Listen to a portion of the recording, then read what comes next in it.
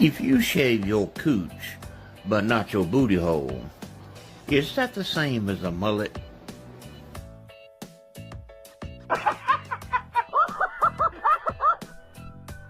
My tongue got her ass and left. I'm on TV. Oh shit! First cops, now this. Oh.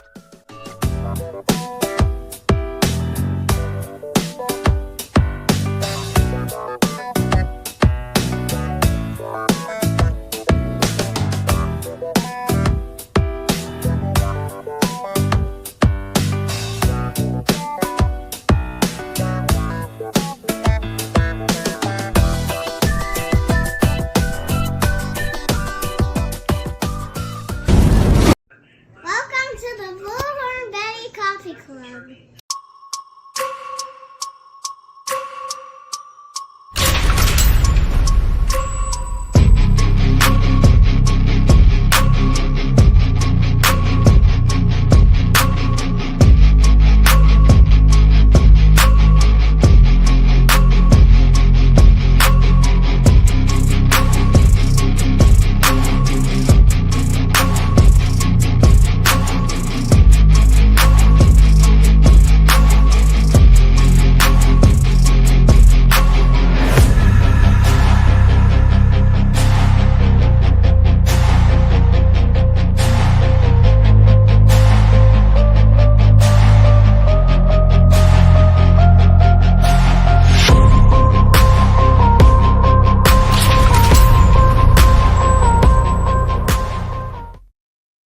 Well, good morning, my beautiful people of YouTube. This is Bullhorn Betty's Crime Stories, where we pack a bunch of stuff in your lunchtime news. Most of you guys, at least on the East Coast, should be having lunch or getting close to being off lunch. Don't forget to hit that thumbs up button. We're going to kind of get right into it because, as you guys can see, I've got lunch. My lunch is right here. I will be eating lunch with all of you guys today. So grab your lunch, grab yourself something to drink. It's nice to see all the people up in the house so far on our small channel. And this person can be banned. There we go. Car Guy, it's nice to see you. Dawn, Mari Kari, Carrie, Cammy, Mary, Carrie, Cammy. Took me a second. It's nice to see you. Frank, Melanie, Deanna, it's nice to have you here as well. Eeyore Blues is up in the house. Big shout out to all of our mod squads, including the Real Me Too. Phil, it's nice to see you. Patricia. Who else do we have? I just went up and I lost you. Busy Mama, it's nice to see you. You'll be having lunch with me. So I don't know if we have this. Hold on, let me check my settings. Oh, those might have been earlier because I just went ahead and changed all of my settings on here. So hopefully we don't have too many trolls in here, but they got in here. They need attention because their mommy and daddy or their significant others just aren't paying attention to them. And it's probably because they have these bad attitudes and their behavior and personality just sucks. So they're not getting positive attention. So they got to act like 2-year-old children to get negative attention. So we feel sorry for them. We feel sorry for them. You know, it's just a sad situation. Let me get a different one. Let me get a different one for all the sucky people out there. Here it is. There we go. And of course we still have this for all the a-holes out there because this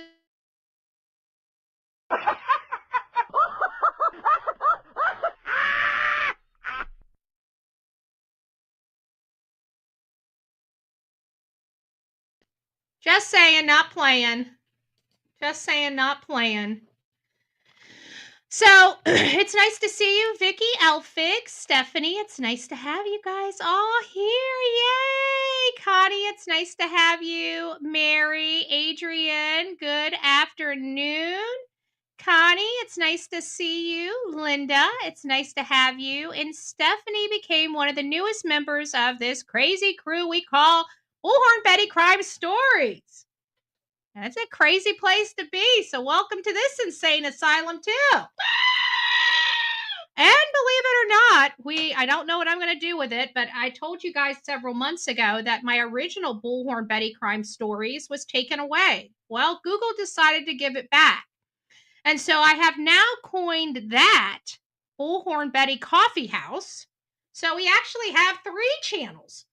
But the other one I haven't done anything with. It's sitting there. I don't know what I'm going to do with it. I haven't decided, but I figured that will be kind of our hangout spot if we just want to shoot the breeze or something like that. Have a cup of coffee and enjoy. Again, not sure what we're going to do with that channel just yet, but as soon as I figure it out, I'll let all of you know and we'll make another channel, but it's going to be different. It's not going to necessarily be true crime. It's the coffee house. So we talk about a variety of other topics. So there is that. All right. So this is for all of my New York family out there, the Bullhorn Betty Coffee Club family in New York. Predominantly Syracuse, New York. It is, I received several, well, I think it was yesterday. I'm pretty sure it was yesterday. Yeah, it was yesterday, late yesterday. I started eyeballing a news story out of Syracuse, New York, and they were looking for a man on the run that had just unalived his ex-girlfriend and her 11-year-old son. So this is definitely goes with domestic violence. They have not released, to my knowledge, the victims' names just yet, but the man is officially now in custody, and I just wanted to give you guys updates. I don't have any photos of any of these people, so I'm not going to bother sharing. I'm just going to read to you guys what is out of the Syracuse.com. And this is when they were searching for him, and this was late evening last night. It has since been updated at 6:07 this morning, but it's my understanding even at 6:07 this morning, they did not have him. They did not have him captured until about, I think, 9:30 this morning, 9:30, 10 o'clock, but we'll go over that. Adult and child shot dead in Syracuse. Police searching for county man. Police are searching overnight Monday across Onondaga County. I'm sure I'm pronouncing that absolutely wrong. For a man suspected of shooting 2 people to death in Syracuse. And I want to remind people, one of those victims was an 11-year-old child. And this is my call again to my audience or whoever stumbles across this show in the near future. If you're in a domestic violence situation, I know it's nice to have those nice clothes and that handbag and maybe that vehicle that's being sponsored by your significant other that likes to beat the crap out of you. It's not worth your life. Leave it all. Walk out the door, get your child, go to the grocery store, and never return home again. Make a plan. Don't one-off this. You need a plan of action. That means you need to reach out to some domestic violence shelters. You need to make a plan to get yourself out. And for God's sake, leave your phone at home, delete your messages on your phone, or get a burner phone to make calls to domestic violence houses. We know that the abuser is very, very clever. They're very, very manipulative, and they go through all of, oh, thank you, Angel. They go through all of your stuff. You have no privacy. So you have to go over and above the call of duty to maintain your privacy while you're doing this. Leaving an abusive relationship is one of the most dangerous times. And if you left, don't go back. Don't go back. It's done. So many people are so scared of how are they going to pay their bills? How are they going to do this? How are they going to do that? Well, I can tell you from where I sit, you can't do none of it dead. And I'm just going to say it like that. Shocking as it may be, yes. Yes, it's very shocking. But I don't see what all those things are going to do for you, getting the crap beat out of you and winding you up in a morgue or a funeral. It's not worth it. That $1,200 handbag is not worth my life. That $50,000 car is not worth my life. That dozen roses and that cheap apology is not worth my life, and it shouldn't be worth yours. And your children shouldn't be subjected to the abuse even verbal. Even verbal. If somebody doesn't show you absolute and utter respect, walk out the door. Whether you're a man or you're a woman, you are God's child. You are to be treated with respect and honored as a human being. And if somebody that's supposed to be there for you and you are in love with this person and they are not honoring and respecting you, then they don't love you. There is no love coming because trust me, that slap isn't because they love you. It's because they know they can do it. It's a control thing. It's a power thing. It's because they know they can do it and they have the power to do it. It doesn't have anything to do with money. It's them being so effed up in the head, thinking they have control and the power over you. Break those chains. Nobody should feel like they own you. We had women's rights a long time ago that tells us we're not chattel. We're individuals. So if you want to keep yourself confidential but don't know where to start, please reach out to me, bullhornbetty@gmail.com, bullhornbetty@gmail.com. Tell me your situation, the community that you're in, and I will help find you resources to make sure that you and your family are safe. The shooting was reported about 9:35 p.m. Monday at a home at the 100 block of Rooney Road in Syracuse Valley neighborhood. An adult and a child were found dead at the home. Like, why the kid? According to the news release, Kiernan Coffey, a spokesperson for the Syracuse Police Department, they were not immediately identified. Coffey described the suspect as 5'6". So he's got a Napoleon complex with brown hair and a beard. Police ask anyone with information about the shooting to call 315-442-5222. I'm going to say if you have any information that could help law enforcement at this point, whether you know the victim or the suspect or the victims, plural, because there's an 11-year-old baby boy in this. So now we're at a point where this person has been obtained and put in jail, and therefore they need information to help build their case. So only people with direct information, please reach out. 315-442-5222. If you have theories or something like that, there's other ways to get a hold of them, like email. That's a little less demanding on resources. There was a heavy police presence in the neighborhood around Rooney Road, as well as at least one location in the city's northern suburbs. Air One, the helicopter operated by Onondaga. I heard somebody in the chat said I got it right. Now I can't do it. Onondaga County Sheriff Office was dispatched to multiple locations to assist with search. South Salina Street was closed in Syracuse between Crippen Avenue and Seneca Turnpike. So as you can imagine, it was all hands on deck. And by this morning around 10 a.m., Syracuse police took homicide suspect David M. Huff, Huff, into custody at 9:30 this morning near the home where the two bodies were found Monday night, according to police. Huff was found after a person tipped off police. The caller saw Huff walking in the area of West Seneca Turnpike, not too far from the scene. Spokesperson Kiernan Coffey said. So that is just for your information. If you guys know anything or have any information, as always, reach out to law enforcement.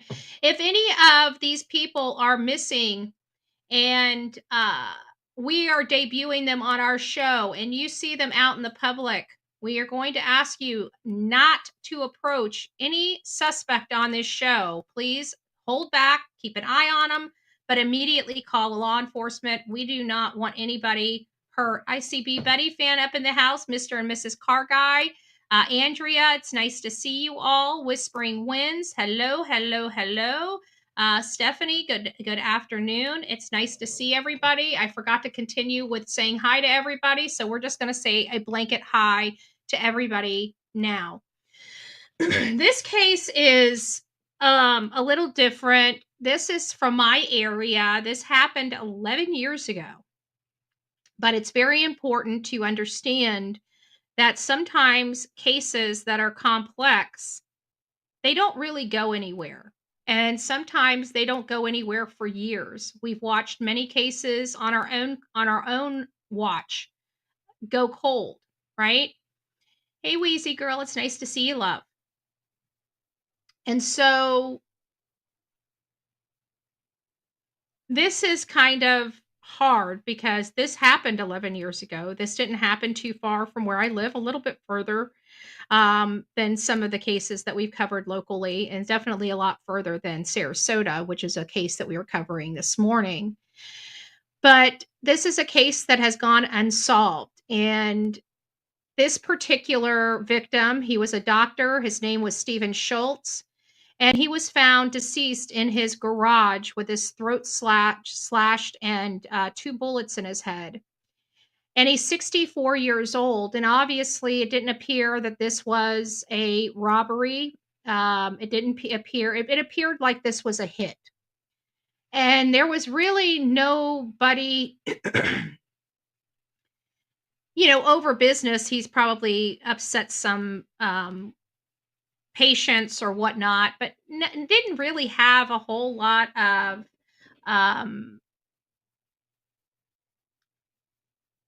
people that disliked him. Not like this. This seemed ultra, ultra, ultra personal.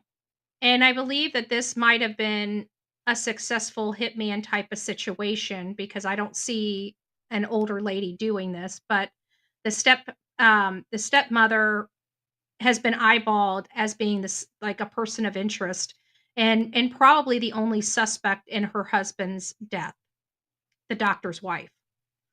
So the kids, as grieving as they were, they obviously had some problems with the stepmother, and the case was not progressing the way they thought it should progress. So they ended up taking the stepmom to court on a civil matter. And it was related to, what do they call it? I'll tell you here in just a second. It's where they're responsible in a civil for the death, and I can't remember the name I'm looking for. I was just reading it, and I just kind of lost my wrongful death. Sorry, wrongful death suit. So they went after the stepmother for the wrongful death suit. Well, it was ordered for a $200 million settlement. So they did, the children, his children won against the stepmom. Even though she's never been charged with the crime, she is officially, at least in the civil sense of it, responsible for his death, which again was a result of slashing of the throat area as well as 2 bullets in his skull. So that were part of the autopsy. He was in fact murdered. There is no ifs, ands, or buts about it. It's just who did it. And the only person that had motive, means, and opportunity was his wife, Rebecca Schwartz. And lawyers allege in a civil suit that Rebecca killed her husband for money. And this is just on the backside of the Ghost Adventures star. His wife right now is sitting in jail for reaching out to a murderer in prison, carrying on a pen pal / romantic relationship with him, saving up $11,515 to have her star husband taken off the face of this earth. And as so much as paid $2,500 toward that effort to the hitman. And the only way they found this out is because the prisoner, the guy that's in jail for the rest of his life that she decided to be a pen pal and have this pen pal romantic relationship with, is facilitating all of this, but he had contraband, and that was the cell phone that they were working on. And when his cell phone was confiscated by the guards, they went through it and found all these conversations to unalive this well-known ghost adventurers star, and everything kind of opened up. And there was one email where she consciously knew, and she says, "Am I a bad person for wanting to end his existence as opposed to getting a divorce?" Something not verbatim like that, but something to those effects. So these people know consciously when they are working to hire a hitman that they could get a divorce, but they would rather take their significant other, a person that they said that they loved, a person that they laid in bed with for years, a person that they shared themselves with for years. And they want to take that person out instead of getting a divorce and just letting everybody go the way they want to go. They want to know that they had control over the situation. It is not about money. It's not about money. They may convince themselves it's about money, but I think that these types of situations from spouse to spouse has a hell of a lot more to do with power and control than it ever will with one single dollar.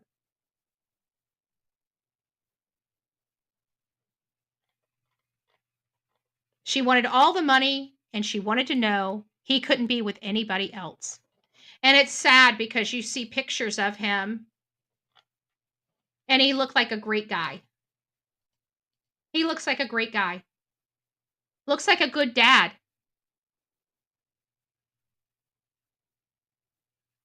Off the face of the earth. Gone. Brutally. Brutally. And you can't tell me, man or woman, in those final hours, you're not scared.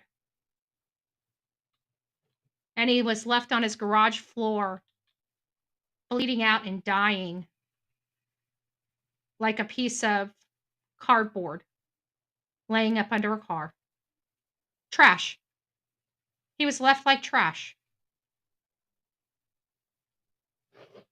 I don't know how I would feel if a step parent took any of my parents out. I don't know if I would have the composure to go through a civil action. I really don't. Those are my parents. There are some things worth fighting for, and my family's one of them. I will tell you that. But God bless these kids that kept their eye on the prize and made this woman accountable.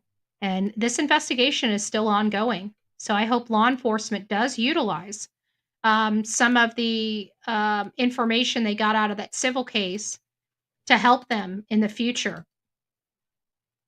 Because I'd like to see that lady in jail where she belongs. You don't get to take. I'm an eye. You guys know me. I'm an eye for an eye, tooth for a tooth. I don't care whether you're a male, woman. I'm a very fair person. Okay, that means I treat everybody the same. I don't care about your ethnicity. I don't care about nothing. I care about whether you're a good person or a bad person, and not all bad people are evil. But the people I want off the streets are not petty criminals. They're the most violent of the violent. I want people that could hurt me, you, or anybody else off these streets because they don't need to be living amongst the civilized people when they're uncivil, when they have the ability to do something like this, slice a throat, put 2 bullets in somebody. Those are the people that need to be in jail. We need to find work camps or other things for other people. People that steal have a problem getting employed because they either have a criminal record or lack of education. We can solve that by educating them and getting them in a work environment where they're required to get up at a certain time, work all day, go home. Once they start doing that and practicing that over 30 days, it is amazing how that one action could change so many people's lives that are in prison. But our government is getting paid per head. So they need those jails full, not empty.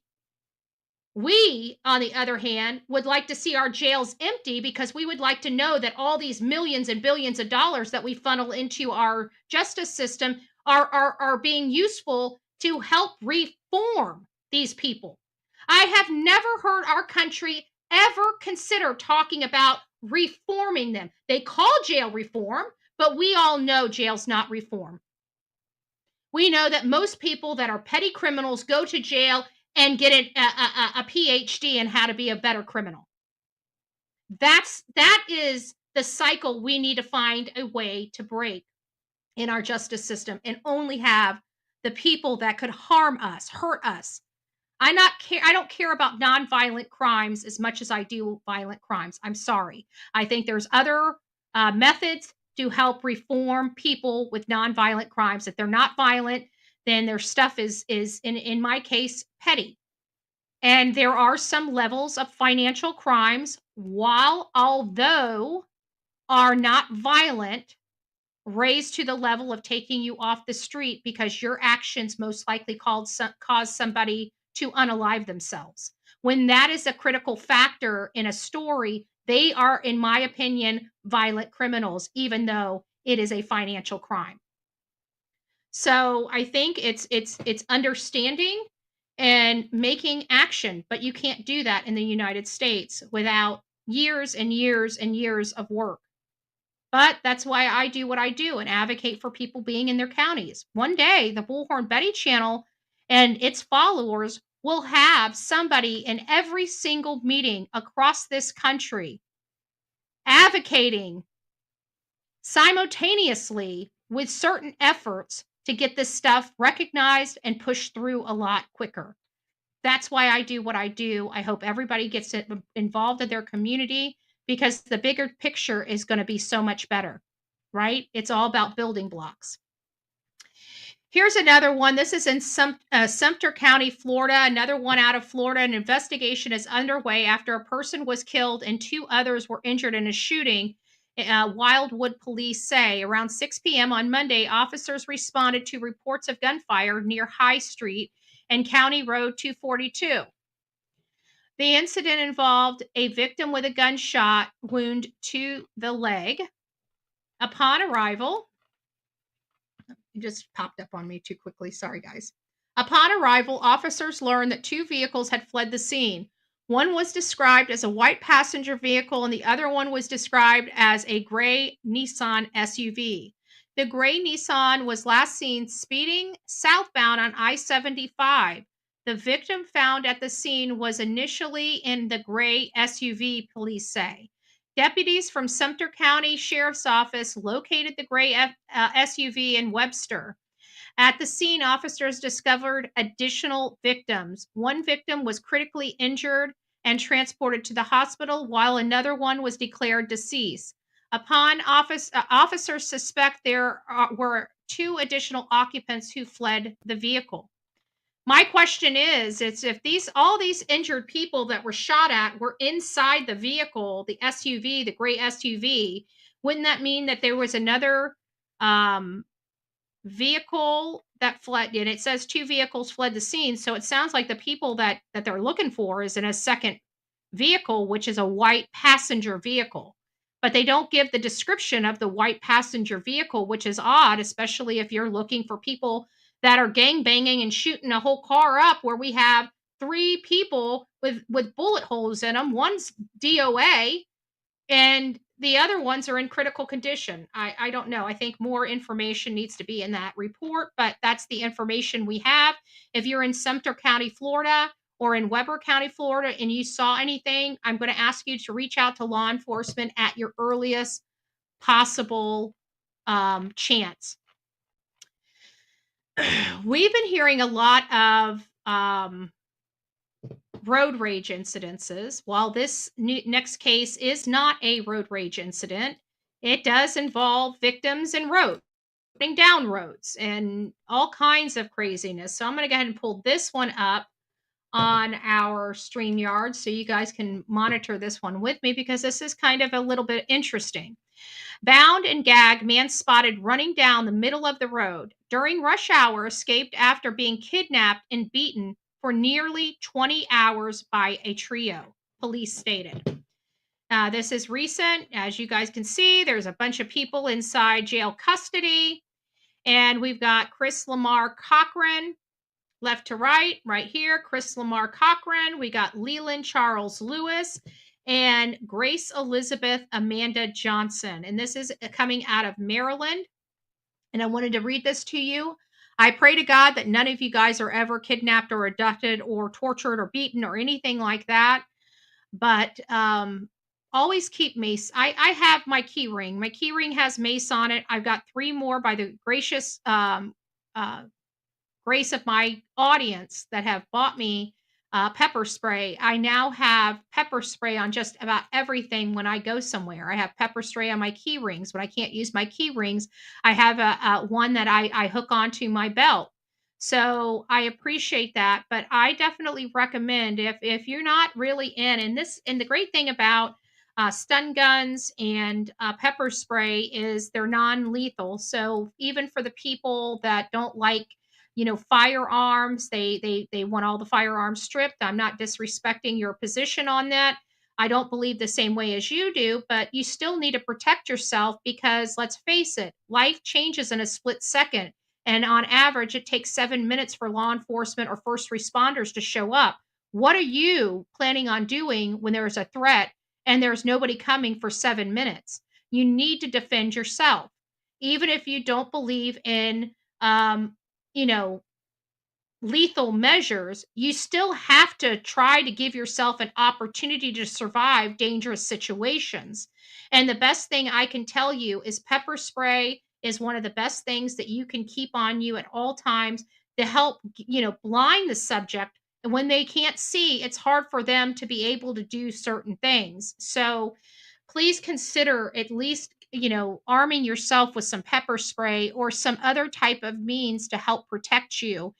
Should you ever, you don't think about these things until something happens where you need this, right? And you're without it, and that could be detrimental. Certain residents in Maryland suburbs were shocked last week when they saw a man whose hands were tied behind his back running down the middle of the road in the middle of the morning rush hour. Deputies are now saying that man was kidnapped and held against his will for more than 20 hours while he was repeatedly beaten at the hands of 3 individuals before he was able to escape. And these people are well old enough to know better. I'm sorry, dude. Where were they planning on going? See, I get worried about things like this because there's only one out. When things like this happen, people start concocting, well, if we let him go, we're all going to jail.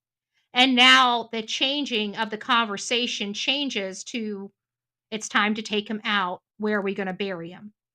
That's how quickly things change from kidnapping to death. This man, in my opinion, was on his deathbed being inside that home, and had he not got out, he surely would have met his fate. I think the degree in which these people are being charged is too low. Is too low. What can they charge him with? I don't know. Maybe attempted murder? Maybe attempted murder would be a good one? Because what conversations, when were they planning on letting him go? When were they planning on letting him go so he could run directly to law enforcement and tattle on them? You see where I'm going with this? I don't like it. I don't like it. Chris Lamar Cochran, 48 years old. Grace Elizabeth Amanda Johnson, 38 years old. And Leland Charles Lewis, 48 years old, all of Darlington, Maryland, were taken into custody and charged with a spate of crimes in the connection to the alleged violent abduction. Cochran is facing 1 count each of kidnapping, first-degree assault, second-degree assault, and false imprisonment. Johnson is charged with first-degree assault, second-degree assault, false imprisonment. Lewis is charged with first and second-degree assault, false imprisonment, and reckless endangerment. According to a news release from Maryland State Police, troopers with Organization Bel Air Barrack responded to a call regarding suspicious activity at 8:20 a.m. on Monday, March 10th in the area of 4200 Conowingo Road, about 45 miles northeast of Baltimore. Police say they received at least one report about a man with his hands bound behind his back who was running down the middle of the road. Upon arriving at the scene, first responders made contact with the victim, who stated he had been assaulted and subsequently held captive. The victim advised that he had been left unattended that morning and was able to escape. These release states the victim was flown to R. Adams Crawley Shock Trauma Center by Maryland State Police Aviation Command. Following an initial investigation, investigators said they were able to identify the suspects in the abduction as Cochran, Johnson, and Lewis. Charging documents obtained by Baltimore ABC affiliate WMAR provided additional details about the alleged crimes. According to the report, the victim whose name has not been released told authorities that on Sunday morning, March 9th, he was on his way to meet up with his girlfriend's brother to help him fix his car. At some point, he said the three individuals grabbed him, beat him up, and left him bound and gagged in a garage for nearly a full day before he was able to escape. What were they planning on doing with him?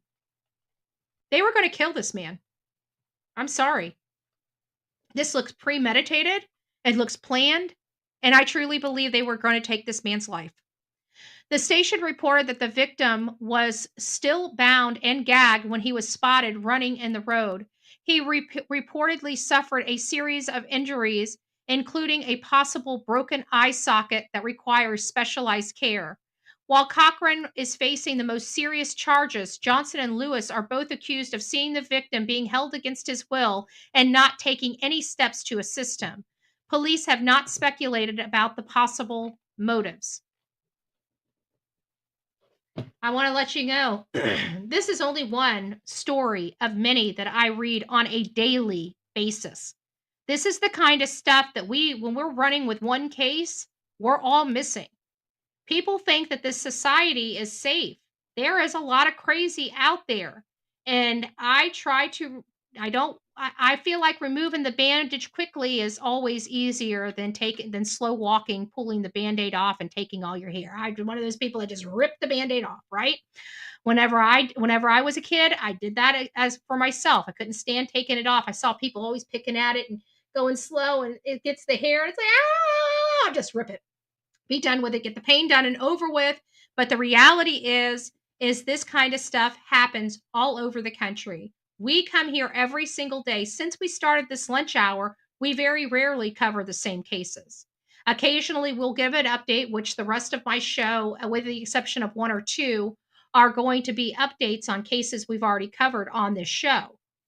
Every day, crazy crime in the news. I think we need to change the title of this show to The Crazy Crime in the United States. Every single day. I told people 5 years ago when I came here, I will never be without a job, because crime goes on in every city, in every town, in every county, and in every state across this country and across this globe. Believe it or not, Niner Nana, I was speaking to somebody that many of you guys would probably idolize to have an opportunity to speak with. I'm not ready to release that it happened last year when I was filming with a particular well-known actor. And one of our conversations that we had was a slight debate over the crime rate. Because my position is his position was the crime rate has gone down. My position is, are we sure it has? Because to me, it seems like a lot of clever people doctoring some reports, closing cases when they're still open. We got Ellen Greenberg as a prime example of where that was a suicide when it was absolutely a violent homicide of this beautiful teacher. That is now not a violent crime and not part of our violent crime statistics, which she should very well be.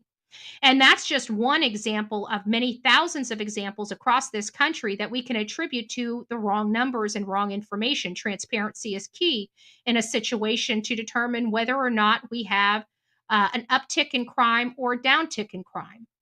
According to this particular person that I had an opportunity to sit down with, not only sit down with, but pick this person's brain, um, he believes that that our crime rate has gone down. And really in the numbers game, it has, because per capita, right? Per capita, there's not as many crimes per capita because we have a lot more heads here.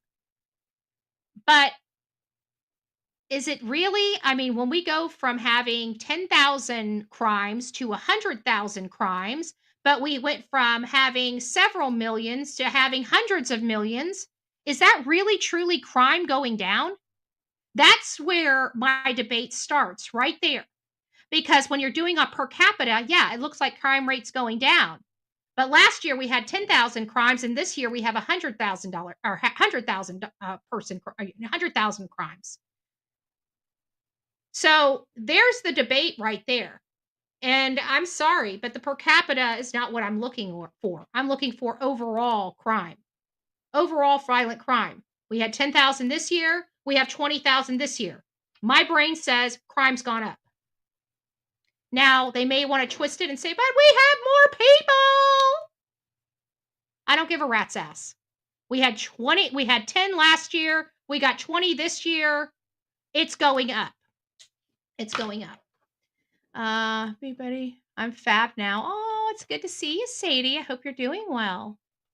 And all of my beautiful, I can't even speak over here. All my beautiful people over here.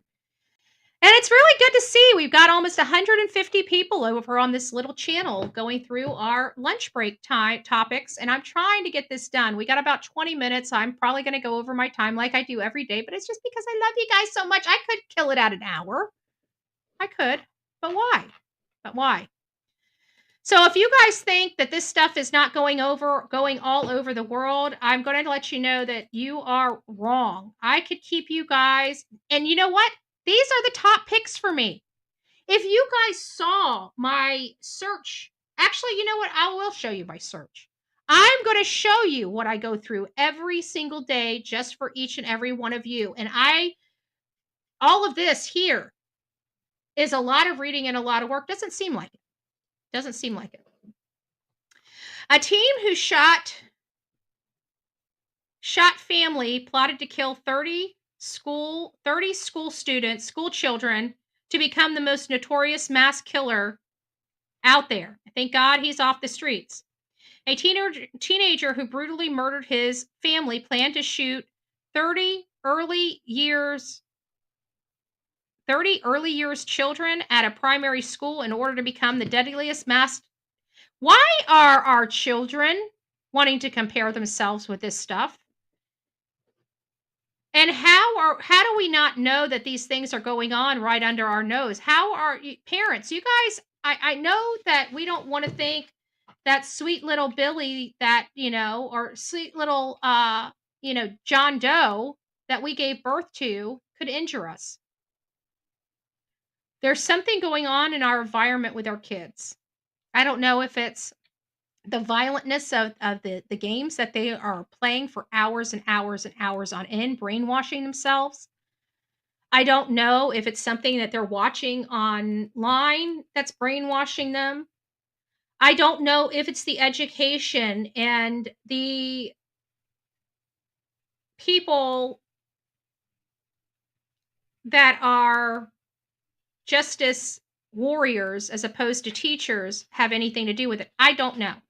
This is what I do know. I have never seen more teachers in jail for SA of our students than I have over the last several years.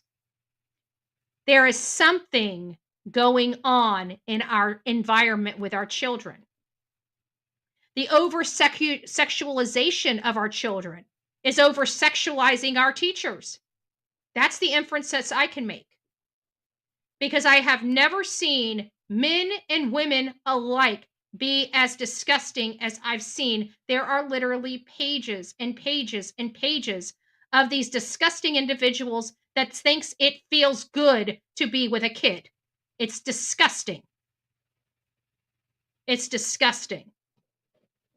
But I don't know what's causing it.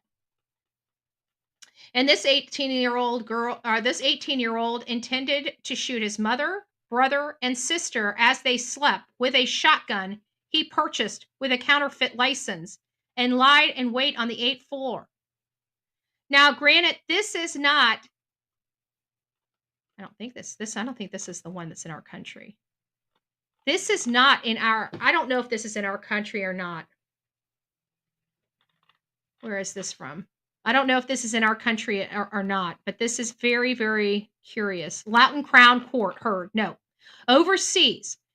And I knew I did get an overseas one because I collected one from, I just didn't know if this was the one or not, but this is the one that's overseas. And Friday the 13th of last year was the day that officers discovered his family's lifeless bodies. Friday the 13th.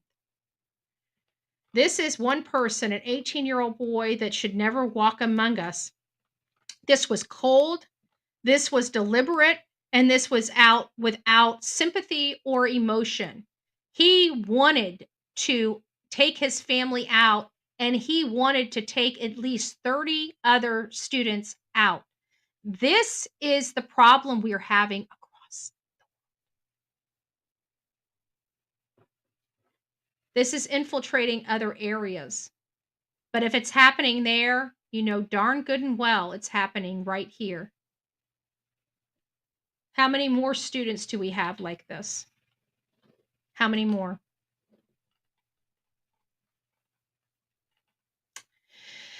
I'm going to show this one. Many of you guys know that I broke one of the stories on social media about a woman that had children that she abandoned for 4 to 5 years in an apartment, and nobody in the neighborhood were the wiser of her abandonment of these children. And something happened, and I can't remember. I think the children, they stopped getting fed. They stopped receiving, everything just stopped. It's like, oh, I know what it was now that it's all coming back. I remember exactly what happened. For the 5 years, the rent was paid, food was dropped off here and there, which didn't amount to anything. The living conditions were unclean, unsanitary, no working pipes or anything like that. But it was the fact that after all this time, the rent payments just stopped. And so the tenant kept trying to reach out to the lady, and the lady wasn't picking up her phone. And that the landlord ended up calling for a wellness check because it is so uncommon not to get the rent payment on time. And so law enforcement went over there and found the children. A boy that was, I can't remember how old he was. I think one was like 11, 12, 14 or something like that. Well, we're hearing that mother that was arrested, you guys recognize that face? She liked to have her nails did. She liked to have gold drooping around her neck. She even went as far as to have a food drive. A food drive. 11, 12, and 15. Thank you, Meow. A food drive. Her children are in an apartment, abandoned, no food, no restrooms, and she's handing out free food to other people. Oh, yeah, that POS. That POS. Pontiac, Michigan. The Oakland County Prosecutor's Office is asking for phone privileges to be revoked against the mother accused of abandoning her children for years at a home in Pontiac. On Friday, Oakland County Prosecutor Karen McDonald filed a motion to revoke 34-year-old Kelly Bryant's phone privileges for violating the court order prohibiting her from contacting her children or the caregiver. According to the prosecutor's office, Bryant called the caregiver 10 times between March 8th and the 12th to discuss the children and the case. They added that Bryant had other inmates call the caregiver on her behalf. If the motion passes, Bryant will be prohibited from using the phone, tablet, or any other video communication device while in jail. Bryant is charged with 3 counts of first degree child abuse and 3 counts of welfare fraud. Last month, Bryant's 3 kids were found living in horrific conditions inside a townhome in Pontiac for multiple years. Bryant is being held on a $50,000 cash bond. Yeah, she almost unalives her own children by neglect, and all she needs is $5,000 to get out of jail. That makes me sick. There's just something wrong with some of these states. There's something seriously, seriously wrong with some of these states.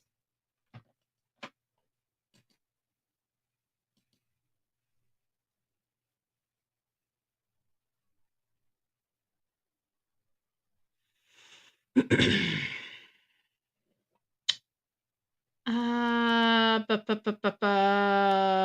me just a second. I don't have something up right now.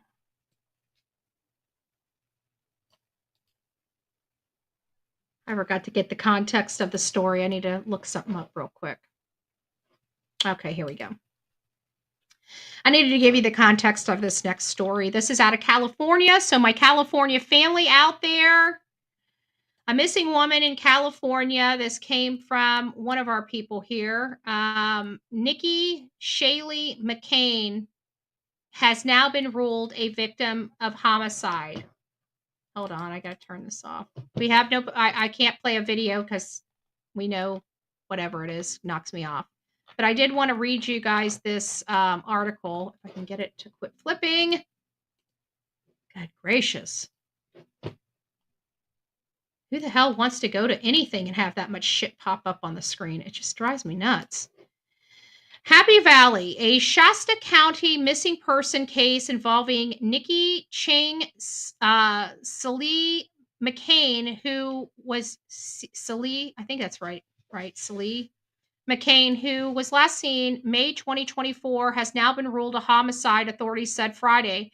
A person of interest has also been identified in Shaylee McCain's death, but their names would not be released due to the ongoing investigation, the Shasta County Sheriff's Office said.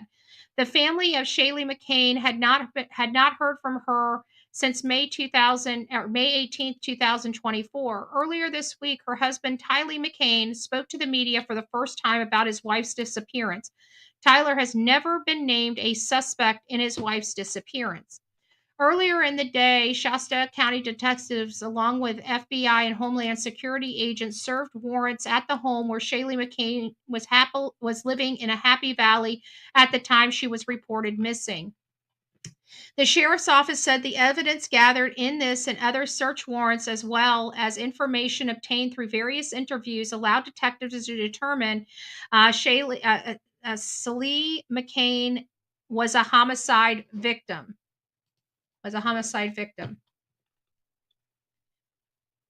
Aside from identifying persons of interest, detectives are also searching for the driver of a red truck who may have picked up a man in western Tehama County, in the area of Highway 36 near our Wild Horse Ranch, or the Begum Gorge Bridge between May 18th and May 25th. Additionally, there is a reward of up to $30,000 is offered to anyone who can help locate Shaylee McCain's body. So this is not a reward for her safe return. This is a reward for the recovery of the body. Anyone with information relevant to the investigation should contact Shasta County Sheriff's Office. Happy Valley is located about 10 miles south of Redding and Shasta and just over 150 miles north of Sacramento. Who is the red truck? I don't know who the red truck is. Is it her husband's red truck? Because they're not naming him as a suspect. Has anybody been following this case? I know I received it from somebody in my audience, so somebody's following this case. Oh, actually, speaking of Robin's in the house, of course. I just wanted to show you guys I'm sporting it. All the little sayings I say are on the back of the shirt. But just in case you forgot my name, Just in case you forgot Bullhorn Betty's name, there it is, loud and proud. Loud and proud.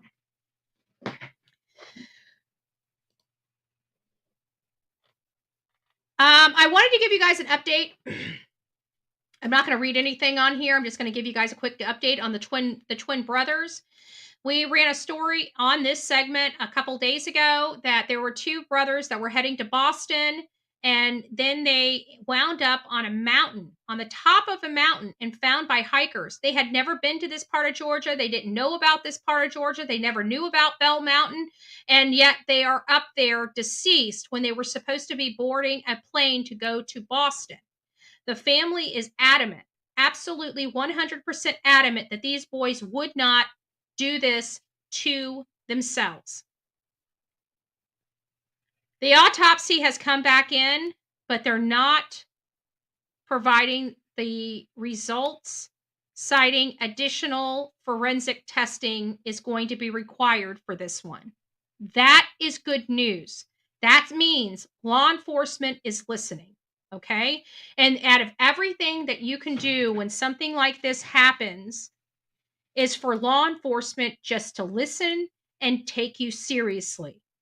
That additional forensic indication that I read about this morning is telling me law enforcement is taking the statements of the family serious, and they want to make sure that this is done right. So we can give them kudos to that, because we know all too often law enforcement knows better and they dismiss relevant information in some of these cases. And, in some cases, when they poo poo all over the investigation, they start saying it's something else. So I'm very thankful that they're taking this seriously, because we are going to support the family in their fight to find out the truth about their twin boys. When I look at them and they said that they've never even been in a fist fight before, that's something where you need to kind of step back and say something ain't right here. Okay, it's just something isn't right. We always tell families, if they know that something is wrong, to stand up and speak up, and they're trying to do the right thing, and they absolutely have the support, at least of us. And I'm pretty sure if push come to shove and true crime needed to advance this a little bit higher in the algorithm, we could definitely do that for the family. I'd like to see this kind of work itself out through diplomatic resources. It sounds like the law enforcement is taking the family seriously. They're going to be doing the additional forensics. So that's at the time being, that's as much as that we can expect law enforcement to do. So kudos to law enforcement for taking the initiative and getting the additional forensics, because at the end of the day, when you lose two twins and you're trying to say it's a murder suicide, you better be coming with the evidence, because I got to tell you, this looks hinky from where I'm sitting. Okay, it just doesn't sound right. People don't buy plane tickets if they know they're going to have an unaliving pack or something happen. And not only that, even if they got into a fight, why didn't it happen at the airport? Why would it be on top of a mountain that they've never been to before? That doesn't even remotely make sense. Doesn't even remotely make sense to common people. So, all right, and I know that many of you guys are here for Sudiksha Kunaki. This is the Penn State student. She disappeared from an outing with friends. It was a late morning outing. They were heavily intoxicated. This case kind of rose to the crop, became the cream of the crop because of the similarities it has with Natalie Holloway. People jump into action when we start feeling Natalie Holloway type of feelings or vibes when we have a case. And this is a girl that went off with a boy, and the boy came back and she didn't. Okay. Very Natalie Holloway-esque. Okay. I've been looking at this area. While I don't have any personal insight, I can only do what I can do from here, from Florida. Okay. Hey, Mama's Brad. It's nice to see you. It's nice to see you. Hey, hey, hey, hey. So what I did find out in some of my research is that there were warnings to people about the surf. Okay, so that's cue and clue number one. Number two is everybody seemed very happy go lucky. That's number three. Number two. Number three is they were going out there to be alone, and their friends left them. They were both highly intoxicated. They were probably hanging all over each other, probably being goo goo gaga. And the friends were like, well, I guess we need to just leave them be before we see something happen that we don't want to see, right? This is kind of my process. And so, according to Joshua, they were in the water, they were kissing, this is probably why the friends left them, because if you don't have anybody kiss, you're not gonna be, watching 2 people all over each other. You guys know I'm being honest, right? You're out there with your friends, they're all over each other, you're like, "Ah, no, they're making me sick." Right? Let me get up here, let me get some sun, right? But this is at night, so there's none of that. So the other girls probably just was ready to go to bed. They figured she was in good care. That means they trusted the guy that she was with, and they were kissing in the water. Well, according to Joshua, which again is the person of interest, so you gotta balance whether you believe his statements are true or not. He basically said that a strong wave knocked them over, and he took in a lot of water into his mouth. They were struggling to get on the beach. That he put her under his arms. He brought her to the beach. He started violently throwing up from all the water in his mouth and lungs. And he thought he saw her walking off at an angle. And if he was laying on the ground drunk, maybe he didn't realize what he was seeing, especially having that type of situation. Now, he didn't go back to the room until 8:55 in the morning, which gives them him a good 4 hours. So if he really did do something with her, it gave him 4 hours to cover it up. 4 coming from. Hold on. I got.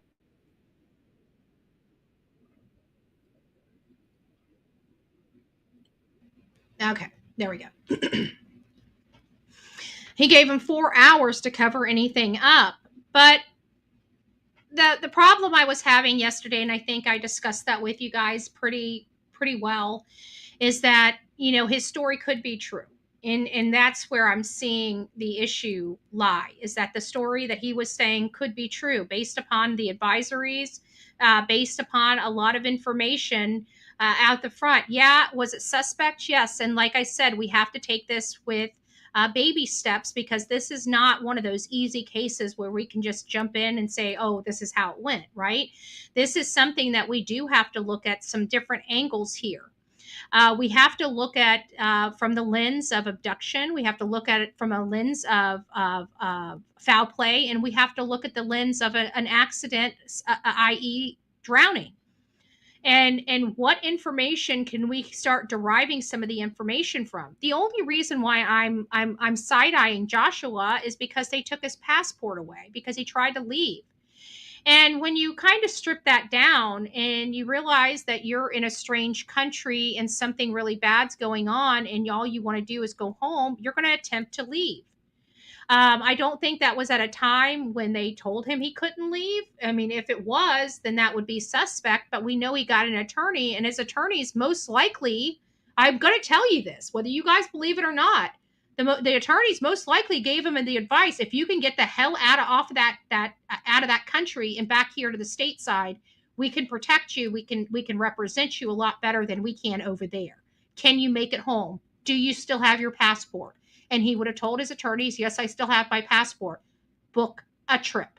That is the advice. To me, that would be the advice the law enforcement that his attorneys would give him. Because what is the attorney, especially his attorney, trying to do? Bring him to safety, right? He's in a country he doesn't know. Thank goodness that the Dominican Republic does actually have a constitution. And because they pulled his passport and he is not free to leave his room, he does have rights. That means he's detained. And according to the Dominican Republican law, they have 48 hours if they detain somebody to bring charges. So it sounds like they're bringing a habeas corpus type of motion to hear so he can come back home. So we'll see if he's coming back home, but that's not the shocking part to all of this. The oh wait, what was it say? The passport confiscated. The reason it was confiscated by authorities was when he attempted to check out several days ago at the start of the investigation.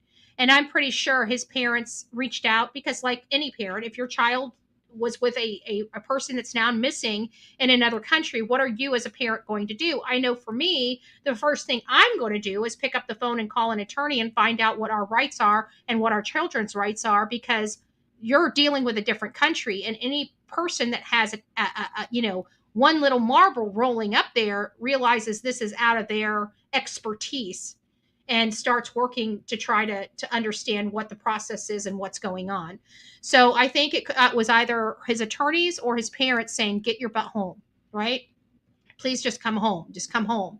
And so when he tried to make that a date and get to the United States front, they pulled his passport. So ever since they pulled his passport, he's now no longer free to go. And we're hearing that he is under constant police surveillance and unable to leave his room unless they come and get him. So it does sound like he is detained.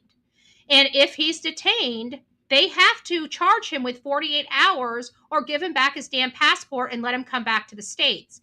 Now, I do understand why they did this and why they allowed this process to play out, because they just wanted the time to make sure that they cover all the bases before he skips out of the state, because you don't know what's going on here. But I can tell you there is some information out there that supports this young man's claims that there is a possibility that water got to her. Now, he's had an opportunity to speak with Sadiq Shah's parents and show them and take them out on the beach and explain to them what he remembers happening. And I know that had to have been very difficult and very hard for any parent to hear the potential last moments of their child, because let's face it, this child has not been seen or heard from. Some parents just come to the realization that their child is missing and start doing what they are, excuse me, not missing, but deceased, and start doing what they can to either one, hold the person accountable, or two, just so they can, put them to rest, even without the body, put them to rest, honor their life and their legacy that they left behind. She was so young. She was a pre-med student. She did a lot of great things to get to where she was, and she was successful and it was going to be very, very successful. And so this is very, very sad to hear that, this is the end for her. This is the end for her. I really do hope she had an amazing vacation. I hope she had the time of her life before this day came. I really do. But either way, now her family is asking for her to be declared deceased. I think they're doing this two-part. I think they're doing this for themselves. But there's a piece of me that thinks that they're showing grace to Joshua, a lot of grace to him, and trying to help get him home. Honestly, I'm getting goosebumps saying it. Like, I'm just covered in goosebumps saying that.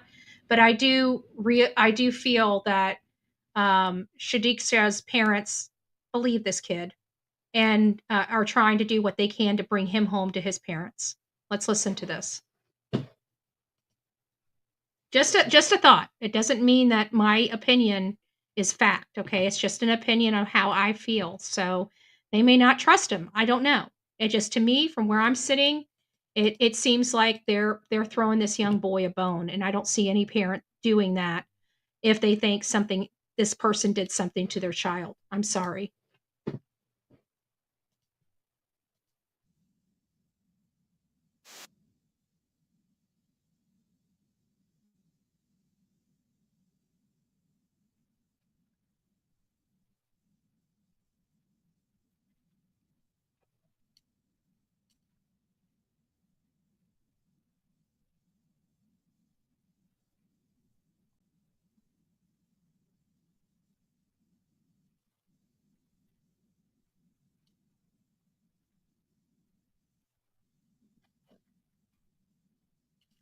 gotta say, it has been. Oh, you guys don't have sound? Okay, let me go back. Thank you. Thank you, Pebbles.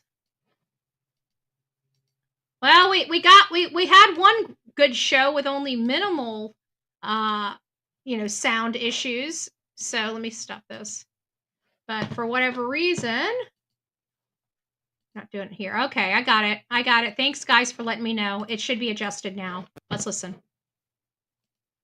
While on a spring break trip to the Dominican Republic with a group of friends, authorities still trying to piece together a timeline of her whereabouts and any new clues as to what may have happened to her.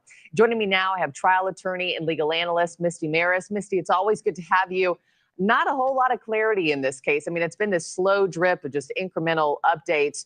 That's what I was talking about, the slow drip of incremental updates. And it has been, and it's left a lot of people stateside very confused. What does it say? Because he holds 3 different stories, they don't believe him. Yeah, that's that has a lot to do with it. That has a lot to do with it. The issue is that, we have to have an element. They were visibly intoxicated. Okay. There's no ifs, ands, or buts about it. We see a part where it looks like Sudiksha is vomiting just outside of the doors of the bar that they were all drinking at. So when I say heavily intoxicated, they're heavily intoxicated. And you guys got to understand biology, okay? And this is where it's more crucial than not, is you don't feel the heightened of the alcohol that you're consuming until 20 to 30 minutes later, depending on your body weight and size. So they were there, they were intoxicated there, so intoxicated she's vomiting a little bit, which helps get some of that alcohol out. But at the end of the day, when they walked away from that bar and took their last sip of alcohol, that time started at that moment.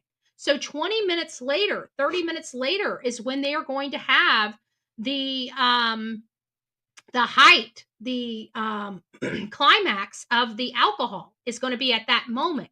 So they're even drunker 20 minutes from then than they were. So if they're already weebling and wobbling when they walk away from the bar, then no, and I wouldn't be worried about me. When they walked out of that bar, that time starts just like that, right? That time starts just like that.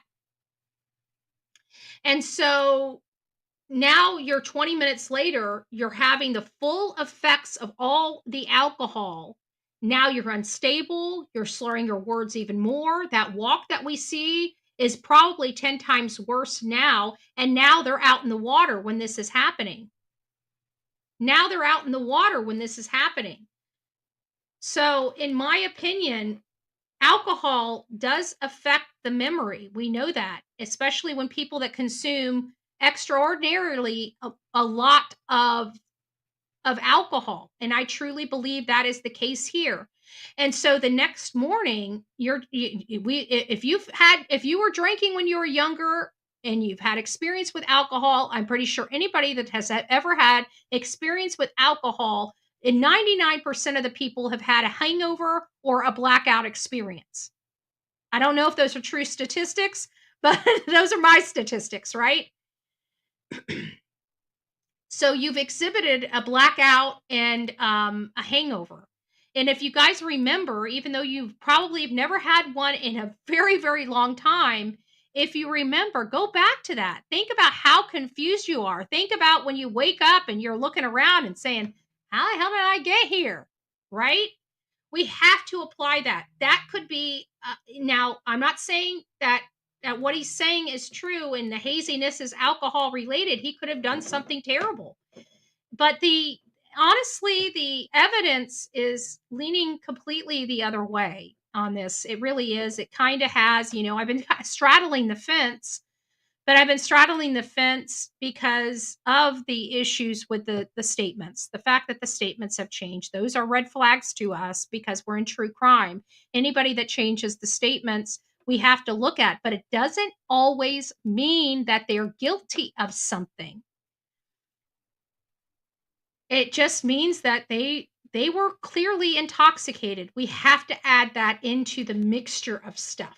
Okay. We're not talking about sober people that have their head on their shoulders. We're talking about kids that are highly intoxicated and making terrible decisions. This girl and this guy just met. Okay. They were making a terrible decision. Okay. They were out there alone all over each other. We know one thing was going to lead to another, right? So that's what alcohol kind of does. She was probably going to have the walk of shame the next morning. But many people say, wait, Betty, not so quick.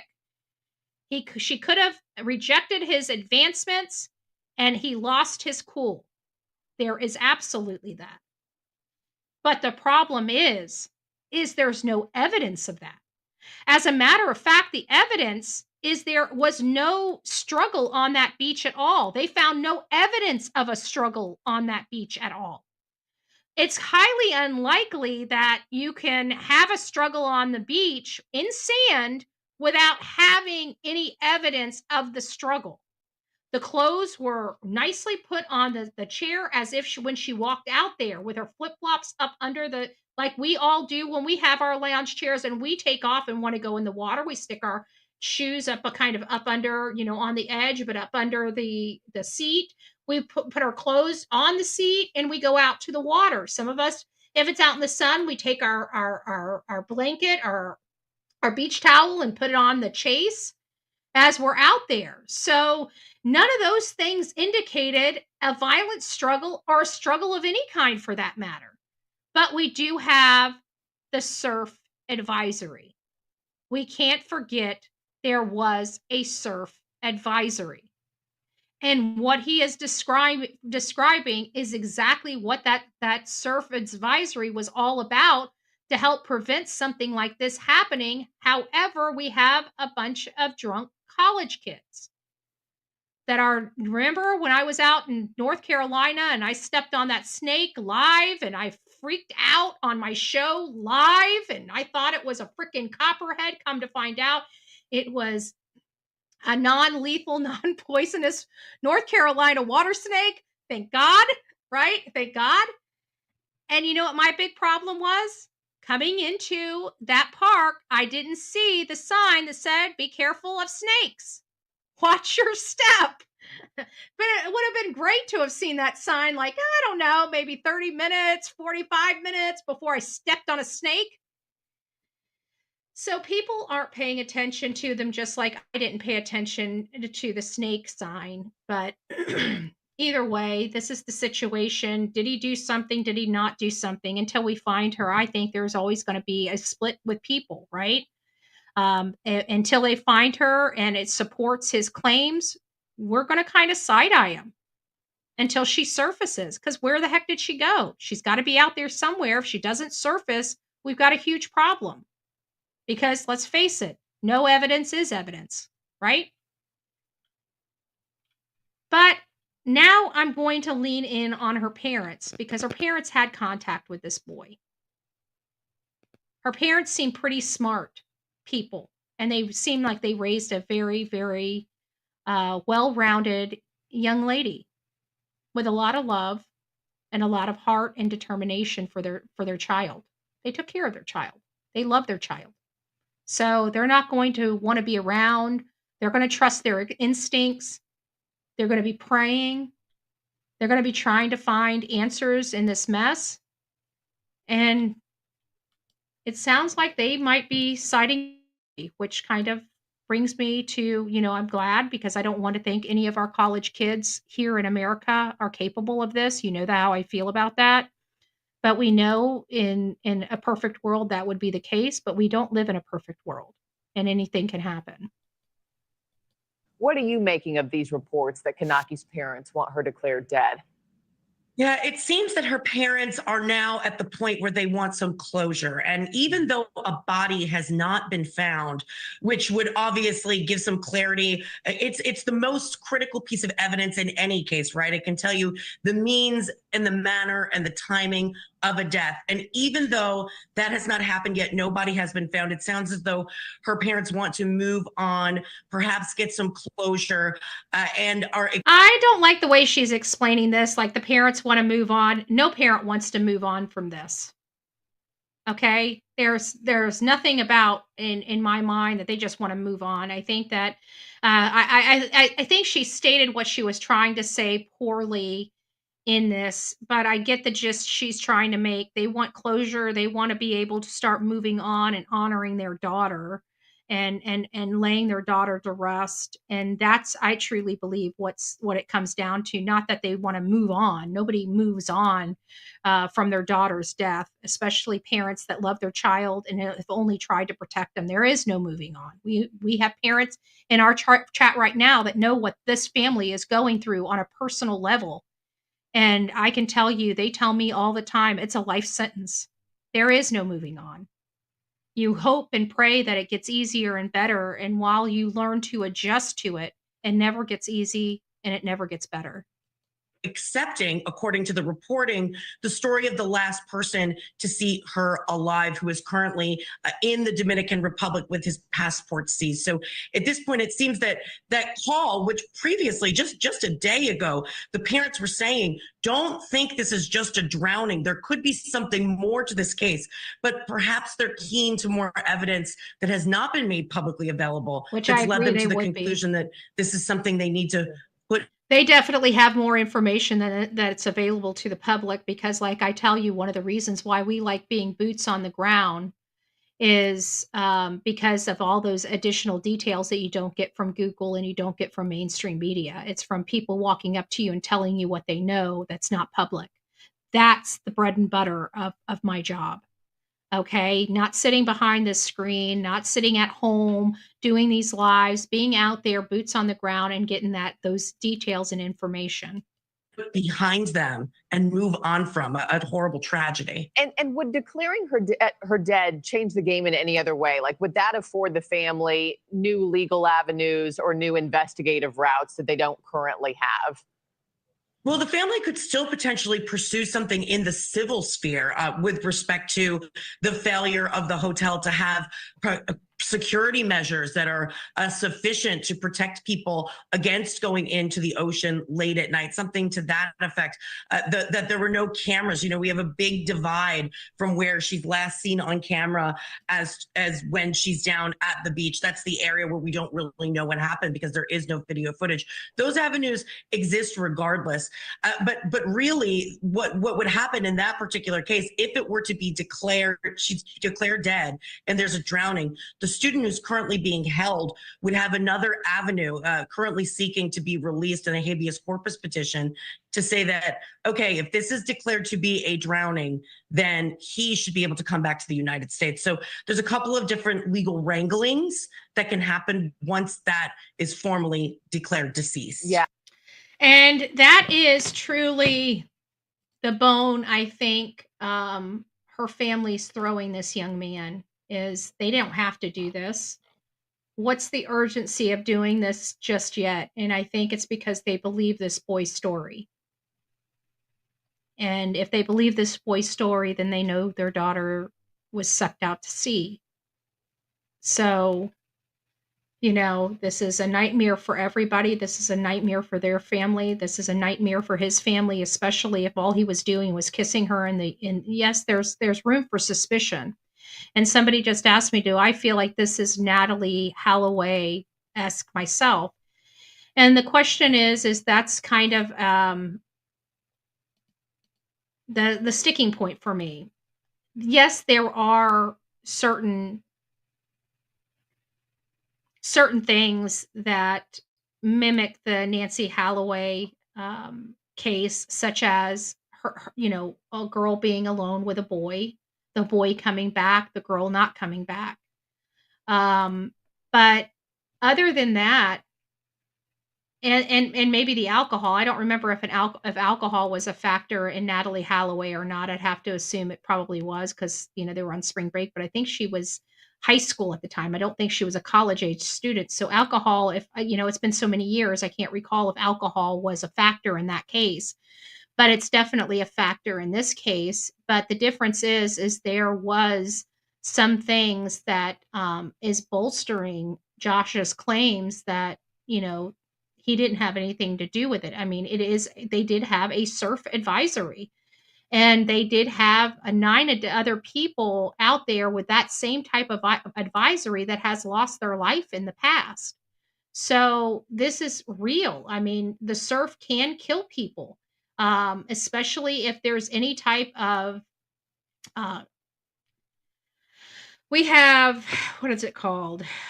You can see it in if you know how to read waves, you can see it, but it sucks you out. It's a what is it called? You know, where you need to swim under it. Not a tidal wave, but it's a different kind of surf on the beach. Why am I running blank? Because it's always here in Florida. It's always here in Florida. What is water? Beach water. Let me just do this. Beach water sucks you out to sea. It's called rip current. Rip current. I don't know why I can't spit that out. Rip tide, rip current. Thank you, Gypsy. And that's what it, and they could, and what they were describing in all fairness, what he described is a rip current. A wave took them under and out to sea. It sounds like they were in a rip current, and and I can tell you, being in a rip current, I don't know personally, at least I don't think. I remember there was an event when I was younger, but I went under the water and came out on top. But I don't remember if that was a rip current or not, or if that was just something else that had happened. I remember it being like the sand being kind of sucky, like it sucked us down and kept us. It's a long story, but it was a long. It was when I was like 9 or 10 years old. So if you guys wonder why I can't remember it, it's because I'm 45 years old. It happened a significant amount of time ago. But one of the things is that when you're in a rip current, you got to go down and under the rip current to get up. Or you got to swim at an angle to get out of it. And even some of the most seasoned swimmers have a hard time in rip currents. It is absolutely, without a doubt, something that can kill people. And when he was describing it, that's kind of the idea that I was thinking of. So the statements are still going to be had that this is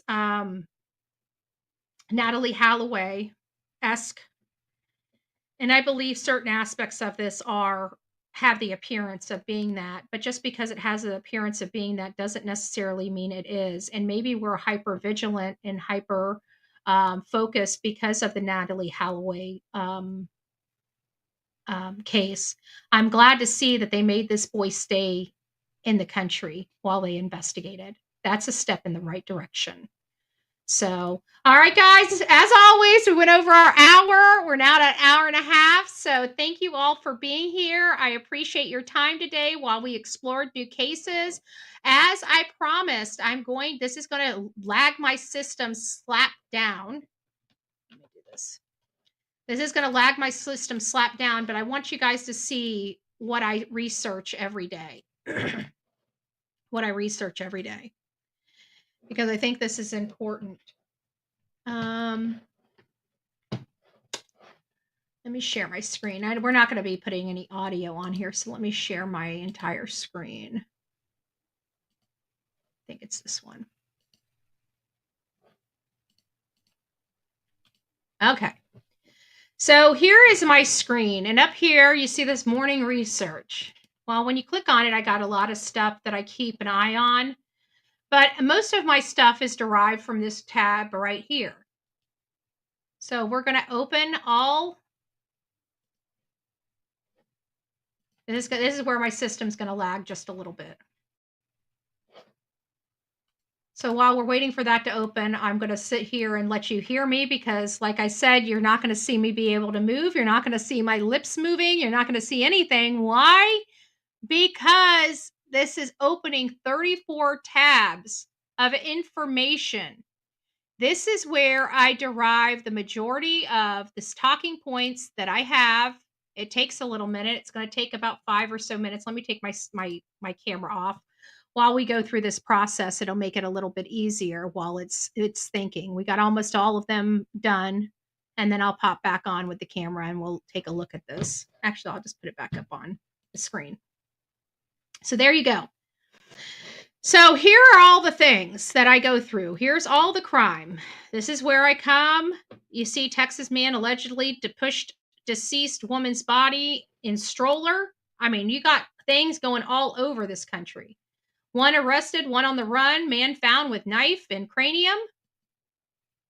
Boy calls, this is a cute one. Boy calls 911 to come get his mommy because she ate his ice cream. That was cute. I'm sure law enforcement love, out of all the bad stuff that they get on their phone, that's adorable.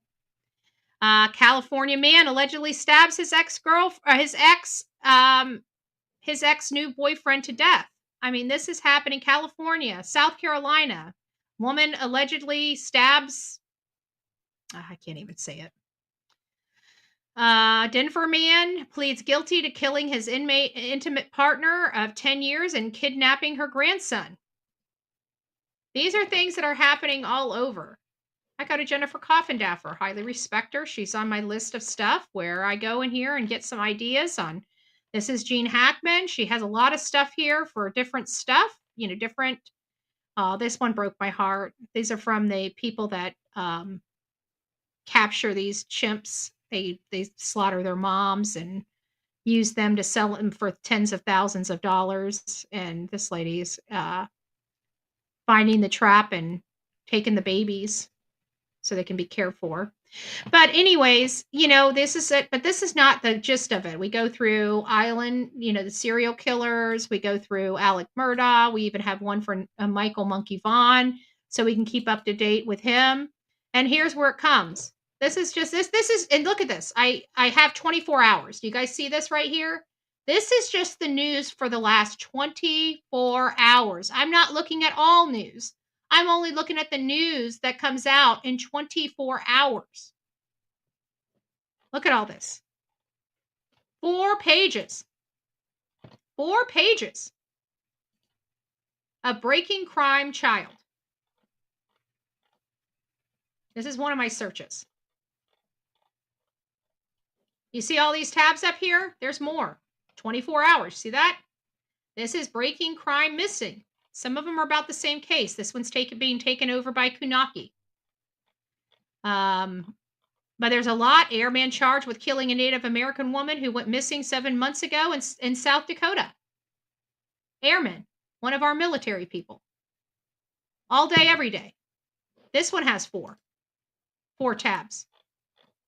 I go through, actually 3 tabs. I go through these and find the most disturbing and alarming news. Man accused of unaliving girlfriend and son. Finally, they're showing the picture of the man that just recently came out 14 minutes ago. This is one of the cases that we started off with this morning. And now they have him arrested. There he is. Killed an 11-year-old boy. I have a funny feeling he's not going to do very well in prison. He's not going to do very well in prison. Look at all this. Every day, all day. Every day, all day. This is why it's so important for us to do our daily breaking news, because this is happening all over our country. Some of this stuff is coming from the UK. Well, this is about Louisiana, but I do find things from the UK. You can always tell because it's about, they call things flats versus houses. This is gone every single day. We go over this. This one's from Florida, so it's much shorter. But look at all the stuff going on in Florida in one day. That's a lot. That's a lot. 24 hours.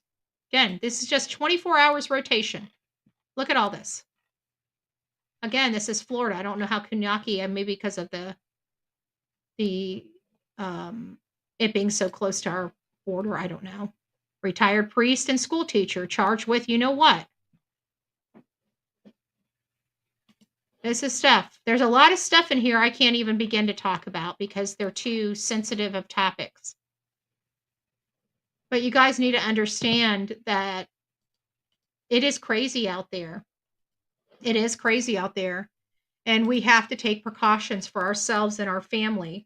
And I think really that's the inspiration of this lunchtime hour of bringing you guys up to snuff on what's going out, because there might be something major going on in your neck of the woods, that while you're on social media talking about Sebastian Rogers or some other case, you might not be realizing there's a threat going on right in your own backyard that you need to be aware of. Now, while we still can't grab all the cases and we still can't advocate for all the atrocities going on across this country, we can at least keep our audience aware of what's going on, especially when it's coming to their families and their children. So let me know if you guys like this, people on the replay crew. Don't forget to hit this the thumbs up on this channel. We'll be rolling out more of these lunchtime videos to get you guys up to snuff on the crime that's going on, the other crime that we're not covering. All right, guys, rock it out with your coffee beans out. Don't forget to be fearless. If you see something, say something. An ounce of prevention is worth a pound of cure. And until next time, please be safe, but more importantly, don't leave yet. Don't leave yet. Don't leave. Don't leave me yet. Hold on. Hold on. I forgot to. Oh, look at all the new members. We got Stephanie's a new member. Panda Bear's mom is a new member. Outer Banks is a new member. God bless you guys. I love you, Betty. I sent you an email you need to see. Thank you, Forever Nikki's mom. And I did want to, I starred this one because I saw it in the chat, but we weren't at a part where I could talk about it. See, look at her. She hears me do my outro, my voice outro. Come here. And she comes in here. She starts hearing me say my little spiel at the end. And she knows it's time that she can come in here. I don't know how she does this. Like, even when I don't play the outro music except in these earbuds, she's at my feet. She'll be gone the entire time until I'm rolling with my closing. And then she's at my feet. But Lori said, no matter how drunk you are, you sober up pretty quickly if you're trying to save someone from drowning, then not see her anywhere when you come to. In morning, he said nothing about it either. In all fairness, his explanation of he thought she went back to the room, he had just woken up, allegedly. We have to take this with a grain of salt because we don't know what's going on. But, there's something, I've been in the rooms, and you know what they say? They say a lot of people think you can just sober up and stuff like that. You just get a cold shower, you'll sober up. No, you'll just be a wet drunk. These are some of the jokes that we make in the rooms, because a lot of people think you can automatically take yourself from being intoxicated to sober because of an event. You might remember it a little better, but you are still, without a doubt, absolutely 100% intoxicated. There is nothing to snap you out of chemical makeup of a body. Does it give you a rush of adrenaline or something that makes you a little more focused while being under the influence? Yes, I do believe that. But I get her gist. I get her gist of what she's trying to say. And it sounds like he would have, and he probably did remember more than he may have otherwise because of that event. But at the end of the day, we know they were intoxicated, and we kind of have to let this play out just a little bit because I don't know which way to go in this case. Right? Both possibilities could make sense. She could have been swept out to sea, and she could have met with foul play. Both of those are completely reasonable at this juncture. We have nothing to lean us one way or another except the surf and the fact that her clothes appeared undisturbed since she took them off and laid them in that chair, which means that she never came back for them. But the other thing that's giving me some hope that this kid is not responsible for acts of violence is the fact that there was no evidence of any type of struggle, any type of brutality. A drunk kid's not going to be able to clean up that much. I'm sorry. There would have been signs of something, in my opinion. Just again, this is my opinion. Some of our kids are very clever. He just doesn't look like, sorry, I judge people. The real clever type. It doesn't look like he's been the scholar. It seems like he's been the jock, and he looks like a jock. And so, I'm not expecting him to be the most bright person. And again, that's a judgment. He could be like the top of his class and, up for valedictorian, whatever, however you say it. You guys know what I'm trying to say. We just don't know. We have no information. We have no background information on him. It's kind of hard to judge somebody other than just appearance when you have no background information and you've had no contact with them. And one of the things we usually do is always get background information on subjects in and around a victim. And this is one we haven't been able to get, and there's been nothing that's surfaced yet. So we're kind of at this crossroads where we're at a crossroads. It could be a drowning and it could be foul play. We don't know. But at this point, there's no additional value that him being there or talking to them would provide them in person. He should be able to come home. We have extraditions and extradition treaties with some of these countries. So if it does advance further, then they have the ability to bring him back. And I'm pretty sure our states would be cooperative or take the case over itself and prosecute him here in our country. So I just think we need to, not judge this one. I know I'm a judgmental person and I love to dive in when we have clear cues on which way to go. We have no clear cues in this. And I can't watch the behaviors of law enforcement because we're not in their country. So if there is somebody over there in the Dominican Republic that can communicate with me, that's boots on the ground, that doesn't mind, maybe sharing some intel or information or videos, I'd greatly appreciate it. You can reach out to me at bullhornbetty@gmail.com, bullhornbetty@gmail.com. If you guys know somebody over in the area that wouldn't mind helping the Bullhorn Betty channel, please get them in touch with me. Again, bullhornbetty@gmail.com. All right. Now you guys are free to go. Enjoy your day. We'll see you later tonight. God bless. From the East Coast to the West Coast, we are everywhere true crime is. We are asking for the public's help. We are searching in the woods. We are doing what it takes here on the Bullhorn Betty channels to find answers to the most alarming cases we have been watching on the news. I can tell you personally that I have traveled this entire country seeking these answers and bringing that content right here to you here on the Bullhorn Betty channels and Bullhorn Betty Crime Stories. We are happy with the work that we've done. We brought many answers to the public, and we have defied mainstream media in our pursuit of the truth in these cases. We will continue to work, we will continue to fight for these victims, and we will continue to tell their stories here on my channels. Welcome to the Bullhorn Betty brand of channels and the Coffee Club. Thank you for your love, thank you for your support, and more importantly, thank you for allowing me to bring these victims' stories to each and every one of you, advocating for each of these victims. God bless you. God bless America, and more importantly, God bless our victims.